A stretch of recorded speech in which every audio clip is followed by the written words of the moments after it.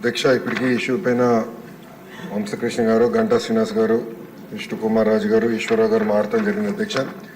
అధ్యక్ష రాష్ట్ర విభజన తర్వాత 2014లో చంద్రబాబు నాయుడు గారి నాయకత్వంలో ఒకే రాష్ట్రం ఒకే రాజధాని కానీ అభివృద్ధి వికేంద్రీకరణ జరగాలి, రాజధాని ప్రకటించేటప్పుడు చాలా స్పష్టంగా ఐటీ మొత్తం విశాఖపట్నం తీసుకొస్తామని ఆనాడు ఆయన చెప్తాం జరిగింది.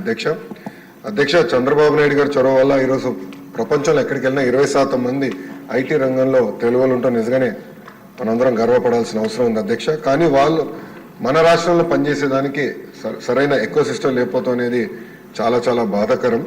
2014 నుంచి 2019 మధ్యన ఒకసారి మనం చూస్తే అధ్యక్ష సుమారుగా 150 కంపెనీలు 50,000 మందికి ఉద్యోగాలు కల్పించడం కూడా జరిగింది అధ్యక్ష. ఈ పరిశ్రమలని ఆనాడు తీసుకొచ్చాం. అంతేకాకుండా అనేక సందర్భాల్లో కాన్క్లేవ్స్ కూడా ఏర్పాటు చేసి వైజాగ్ను ఫోకస్ ఏరియాగా తీర్చిదిద్దడం జరిగింది.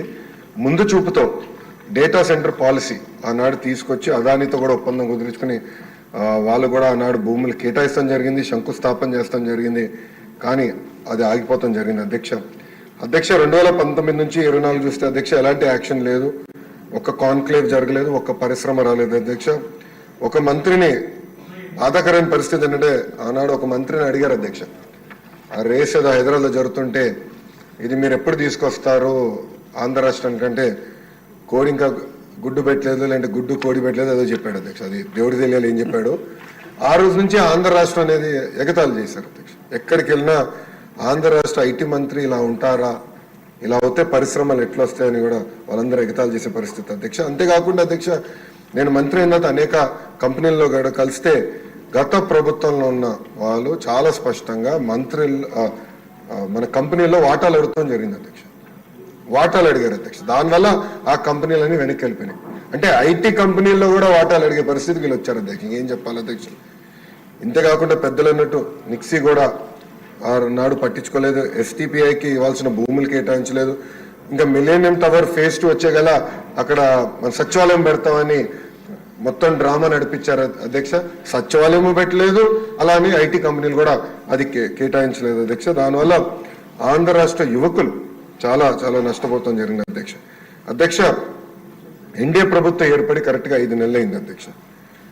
5 నెలల్లో నేను ప్రధానంగా చేసింది ఏంటంటే ఉన్న ఐటీ కంపెనీలు అందరితో నేను మాట్లాడటం జరిగింది అధ్యక్ష. అంటే ఆంధ్ర రాష్ట్రంలో ఉన్న ఐటీ కంపెనీలందరితో 1-on-1 మీటింగ్ పెట్టాను. చిన్న కంపెనీలు వస్తే వైజాగ్లోనే నేను ఐటీ సార్ నాయకత్వంలో, ఐటీ సార్ కాదు మన ఐటాప్ నాయకత్వంలో నేను సమావేశం కూడా ఏర్పాటు చేసుకుని అక్కడ వాళ్ళు ఎదుర్కొన్న సమస్యలు ఏంటి, ఇంకేం చేస్తే బాగుంటుందని కూడా వాళ్ళతో సుదీర్ఘంగా చర్చిస్తాం జరిగింది అధ్యక్ష. ఇప్పుడే పెద్దలు గంటా శ్రీనివాసరావు గారు చెప్పినట్లు టీసీఎస్ ఆల్రెడీ కమిట్ అయింది. టీసీఎస్ అనేది వస్తుంది, దాంట్లో ఎలాంటి సందేహం లేదు. విష్ణు కుమార్ రాజు గారు ఎప్పటికల్లా వస్తుందని అడిగినట్టున్నారు. 3 నెలలు టైం ఇవ్వండి తప్పనిసరిగా, ఎందుకంటే ఎగ్జిస్టింగ్ బిల్డింగ్స్కి చిన్న ఏర్పాట్లు చేయాల్సిన అవసరం ఉంది. 3 నెలల్లో తప్పనిసరిగా టీసీఎస్ విశాఖపట్నంలో ప్రారంభిస్తున్నారు. అంతేకాకుండా ముందు చూపుతో వాళ్ళని నేను చంద్ర సార్ని కోరాను, మీరు క్యాంపస్ ఏర్పాటు చేయాలి విశాఖపట్నంలో అంటే ఆయన ఒప్పుకున్నారు. దానికి ఆల్రెడీ భూములు కూడా మేము ఎత్తుకుతున్నాం. దానిపైన కూడా నేను చాలా క్లియర్గా 2-3 చెప్పిన తర్వాత దాన్ని కూడా వస్తాను అధ్యక్ష. పెద్దలు వంశకృష్ణ గారు అడిగినట్లు అధ్యక్ష ఇక్కడ ఎకో సిస్టమ్ కూడా ఏర్పాటు చేయాలి. దాంట్లో భాగంగా నేను కూడా ఐటీ కంపెనీలు అందరితో మాట్లాడినప్పుడు ఇన్ఫోసిస్తో కూడా మాట్లాడాను. వాళ్ళని కూడా ఒక క్యాంపస్ ఏర్పాటు చేస్తే బాగుంటుందని వాళ్ళని కోరాను. వాళ్ళు కూడా ఆల్రెడీ భూములు ఎత్తుకుతాం జరుగుతుంది అధ్యక్ష. ఏదో ఒక బిల్డింగ్ 500-600 కాదు, క్యాంపస్ అనేది అవసరం ఉంది.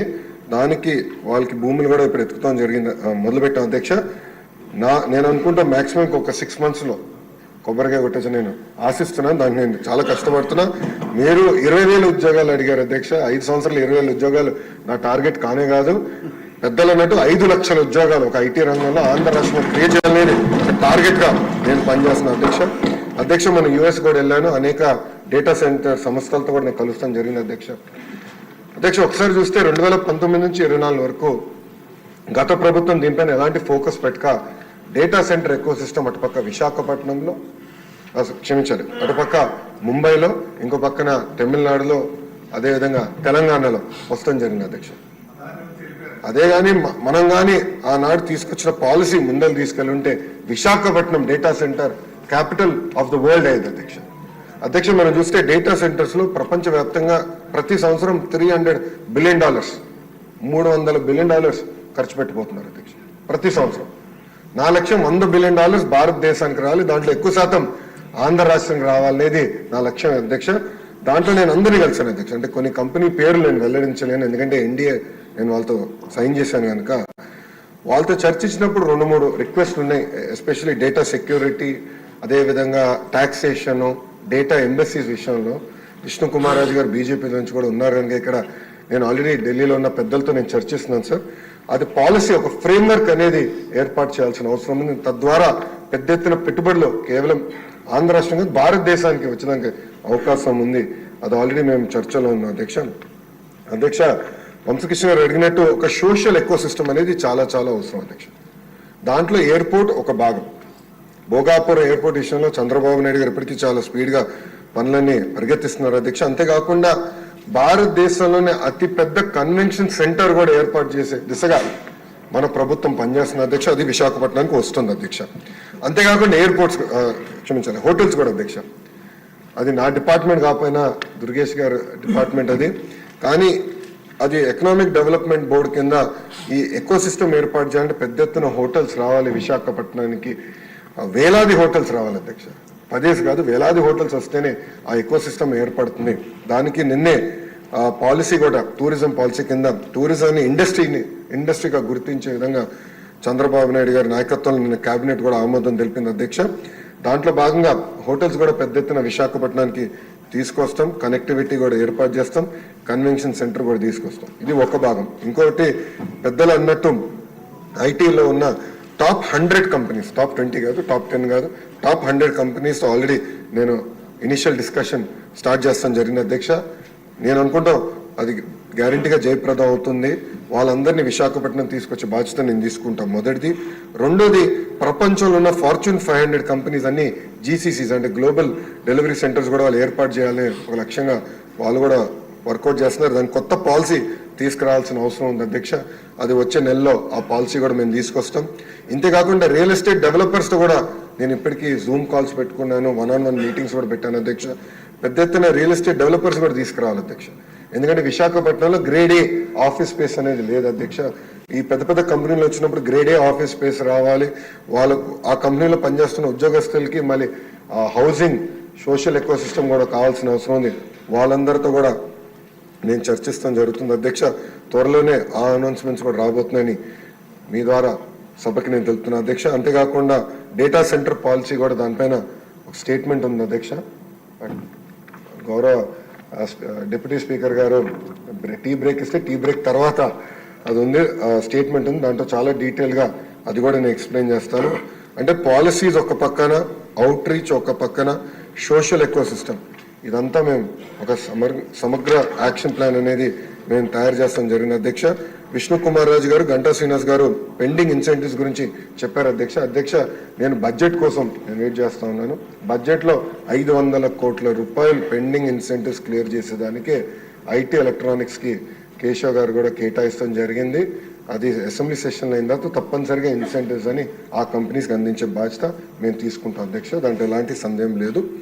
చివరికి అధ్యక్ష నేను చంద్ర గారిని కలిసినప్పుడు అడిగాను ఆయన సలహా ఏంటి నాకని. ఆయన ఒక మాట అన్నారు అధ్యక్ష, ఇప్పుడు కంపెనీస్ అందరు కూడా $5 బిలియన్, $10 బిలియన్, $15 బిలియన్ పెట్టుబడి పెడుతున్నారు. ఒక నెల డిలే అయినా, ఒక 3 నెలలు డిలే అయినా మా బిజినెస్ ప్లాన్ మొత్తం తారుమారు అవుతుంది. So speed of doing business మీద మీరు డెలివరీ చేయండి, తప్పనిసరిగా అందరూ ఆంధ్ర రాష్ట్రానికి వస్తారు అని చాలా స్పష్టంగా ఆయన కూడా నాకు చెప్తాం జరిగింది అధ్యక్ష. తప్పనిసరిగా ఈజ్ ఆఫ్ డూయింగ్ బిజినెస్ కాదు, స్పీడ్ ఆఫ్ డూయింగ్ బిజినెస్ పైన మేము ఫోకస్ చేస్తున్నాం అధ్యక్ష. అధ్యక్ష ఈరోజు నేను గర్వంగా చెప్తున్నా, కంపెనీల వెనకాల నేను పరిగెడుతున్నా అధ్యక్ష. ఒక డేటా సెంటర్ కంపెనీ వాళ్ళు వచ్చారు, మన స్పీడ్ చూసి ఇంకా పెద్ద ప్లాన్ తీసుకొస్తానంటే నేను ఫోన్ చేసి ఇంకా మీరు ఎందుకు రావట్లేదని ప్రతి వారం నేను ఫాలోఅప్ చేస్తున్నాను అధ్యక్ష. అధ్యక్ష మొన్న కూడా మీరు చూసారు, రిలయన్స్ అనౌన్స్ చేసింది మన గ్రీన్ బయో ఫ్యూల్స్కి. దాని గురించి అధ్యక్ష నేను వాళ్ళకి ఫోన్ చేసి కంగ్రాచులేషన్స్, ఈరోజు ఎంఓయూ అయిపోయింది, 500 మీరు ఎప్పటికల్లా పూర్తి చేస్తాను తిప్పి వాళ్ళు నాకు చెప్పింది ఏంటంటే ఆంధ్ర రాష్ట్రం ఇంత ఫాస్ట్గా మూవ్ అవుతుందని మేము ఊహించలేదు. 500 కాదు 700 సెంటర్లు మేము ఆంధ్ర రాష్ట్రంలో పెడతామని తిప్పి నాకు హామీ ఇస్తాను అధ్యక్ష. సో భారతదేశం మొత్తం ఈరోజు ఆంధ్ర రాష్ట్రం వైపు చూస్తుంది. ప్రపంచం మొత్తం ఆంధ్ర రాష్ట్ర వైపు చూస్తుంది. తప్పనిసరిగా స్పీడ్ ఆఫ్ డూయింగ్ బిజినెస్ ద్వారా మనం డెలివర్ చేస్తాం అధ్యక్ష.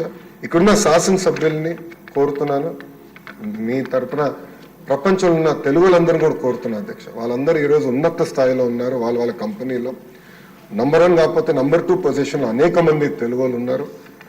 మా తలుపులు మీకోసం ఎప్పుడు తెరిచి ఉంటాయి.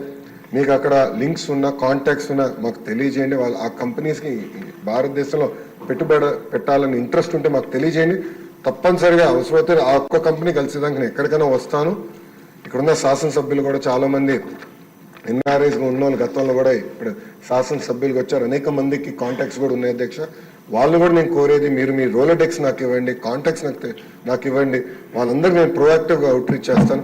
కలిసికట్టుగా, ఇది కేవలం ఒక లోకేష్ వల్లనే అవుదండి, కలిసికట్టుగా మనందరం పనిచేస్తాం. 164 మంది ఒక ఎన్డీఏ కూటమికి చెందిన శాసనసభ్యులందరూ ఈ సభలో ఉన్నారు.